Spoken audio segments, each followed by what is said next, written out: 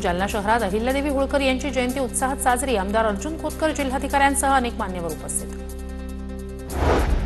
जेजुरीत अहिल्यादेवींच्या पुतळ्यावर भंडाऱ्याची उधळण। विविध मान्यवरांच्या उपस्थितीत पुण्यश्लोक अहिल्यादेवी होळकर यांना मानवंदना। बीडच्या आष्टीत पुण्यश्लोक अहिल्यादेवी होळकर जयंती निमित्तानं भव्य रॅली। आमदार सुरेश धस यांचा रॅलीत सहभाग। पुतळ्याला पुष्पहार अर्पण करत अभिवादन। बीडच्या आष्टीतील टाकळी अमिया येथे पुण्यश्लोक अहिल्यादेवी होळकर यांची जयंती साजरी। नागरिकांकडून अहिल्यादेवींच्या पुतळ्याला अभिवादन।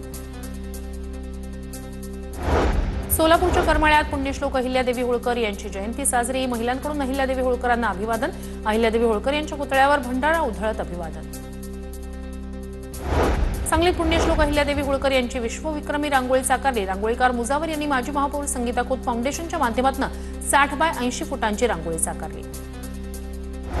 मुंबई उपनगरचे पालकमंत्री आशिष शेलारांकडून नालेसफाईची पाहणी। सँडस रोड ते भायखळा दरम्यानच्या रेल्वे ट्रॅकवर उतरत नालेसफाईची पाहणी। मुंबईच्या आंबोलीतील रमेशनगरमध्ये बीएमसी विरोधात शिवसेना आणि स्थानिक आक्रमक। रस्ता रुंदीकरणासाठी परिसरातील झोपड्या पाडल्या जाणार। कारवाई करण्याआधी वेळ देण्याची स्थानिकांची मागणी। अमरावतीत पालिका निवडणुकीच्या तोंडावर मनसेला मोठा धक्का। अनेक मनसैनिकांचा भाजपमध्ये प्रवेश। भाजपच्या कार्यकर्ता मेळाव्यात मनसैनिकांचा पक्षप्रवेश। सर्वसामान्य कुटुंबातील व्यक्तीला भाजप पुणे जिल्हाध्यक्षपदी संधी दिली, हे माझं भाग्य। पुणे जिल्हाध्यक्षपदी निवड झाल्यानंतर शेखर वडणे यांची पहिली प्रतिक्रिया। चंद्रपूर शहर ग्रामीण जिल्हाध्यक्षपदावर भाजप नेत्यांची बाजी। ग्रामीण जिल्हाध्यक्षपदी हरीश शर्मा तर शहर जिल्हाध्यक्षपदी सुभाष कासनगोट्टुवार यांची नियुक्ती। नाशिक बाजार समितीत मोठा भ्रष्टाचार। माजी सभापती देवीदास पिंगळेंचा आरोप। मंत्री जयकुमार रावल यांना पत्र पाठवत चौकशीची मागणी। रावल यांच्याकडून तातडीनं चौकशीचे आदेश। रत्नागिरीच्या दिवा पॅलेस अभियांत्रिकी महाविद्यालयाच्या वसतिगृहाचे लोकार्पण। अल्पसंख्याक मुलींसाठी वसतिगृह बनणार। पालकमंत्री उदय सामंत यांच्या हस्ते कोनशिलेचं अनावरण।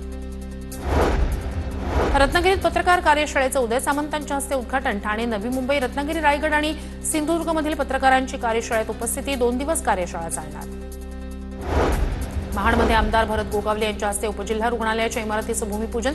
82 कोटींच्या ट्रॉमा केअर सेंटरसह 100 बेडच्या उपजिल्हा रुग्णालयाच्या नवीन इमारतीचं भूमिपूजन। हिंगोलीत घरकुल लाभार्थ्यांना आमदार तानाजी मुटकुळे यांच्या हस्ते मोफत वाळूच्या पावत्यांचं वाटप। तहसीलच्या वतीनं 5 ब्रास मोफत वाळू। शहापूर उपजिल्हा रुग्णालयातील सुविधांची माजी मंत्री कपिल पाटील यांच्याकडून पाहणी। सर्पदंशामुळे मागच्या आठवड्यात 2 रुग्ण दगावले होते। बीडमधील श्री क्षेत्र कपिलधारमधील धबधबा प्रवाहित। धबधबा पाहण्यासाठी पर्यटकांची मोठी गर्दी। बीडच्या आष्टीतील धामणगावात जांभूळडोह तलाव मे महिन्यातच भरला। धामणगाव परिसरातील 12 वाड्या वस्तींचा पिण्याच्या पाण्याचा प्रश्न मिटला। नागपुरात 3 दिवसीय पाणी परिषदेचं आयोजन। राष्ट्रसंत तुकडोजी महाराज नागपूर विद्यापीठाच्या संयुक्त विद्यमाने राष्ट्रीय सेवा योजनेकडून परिषद 7 ते 9 जूनपर्यंत आयोजन। मध्य रेल्वेवर उद्या मेगा ब्लॉक। कांदिवली यार्डातील उन्नत आरक्षण कार्यालय तोडण्यासाठी मेगा ब्लॉक। पश्चिम रेल्वेच्या 162 लोकल फेऱ्या रद्द। कांदिवली पूर्वमध्ये सोमवार आणि मंगळवार पाणीपुरवठा बंद राहणार। पश्चिम द्रुतगती महामार्गावर जलवाहिनी जोडणी आणि झडप बसवण्याचं काम सुरू असताना पाणीपुरवठा बंद। प्रशासनाची माहिती। ठाण्यात स्वातंत्र्यवीर सावरकर यांचं स्मारक उभारण्यात यावं। मनसे नेते अविनाश जाधव यांची ठाणे महापालिकेचे अतिरिक्त आयुक्त यांच्याकडे मागणी।